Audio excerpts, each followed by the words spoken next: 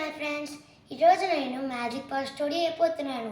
పాటలీపుత్ర అనే ఊళ్ళో ఒక చెట్లు కొత్తే ఆయన ఉండేవాడంట.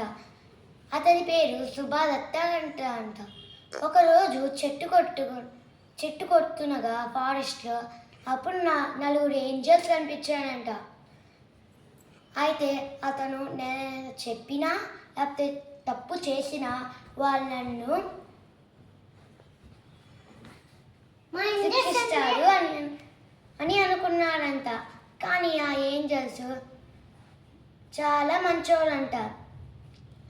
అయితే వాళ్ళు చిన్నగా అడుగుతారు, నెమ్మ సుభదత్త నీ పేరేంటి అన్నాడు.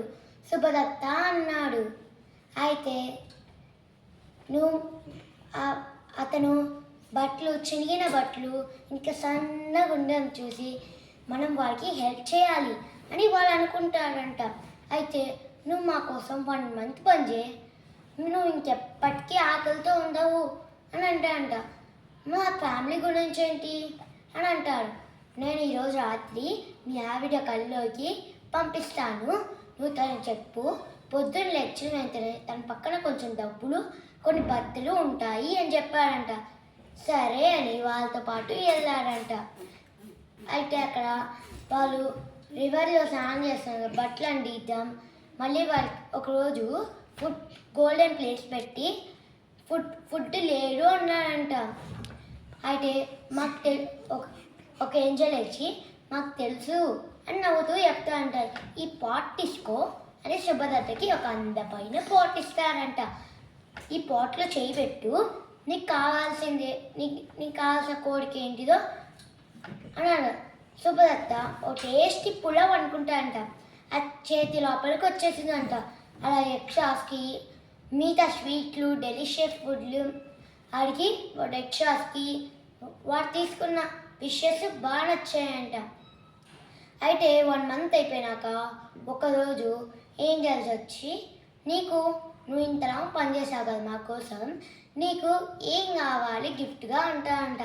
నాకు ఈ పాట్ కావాలి అంట.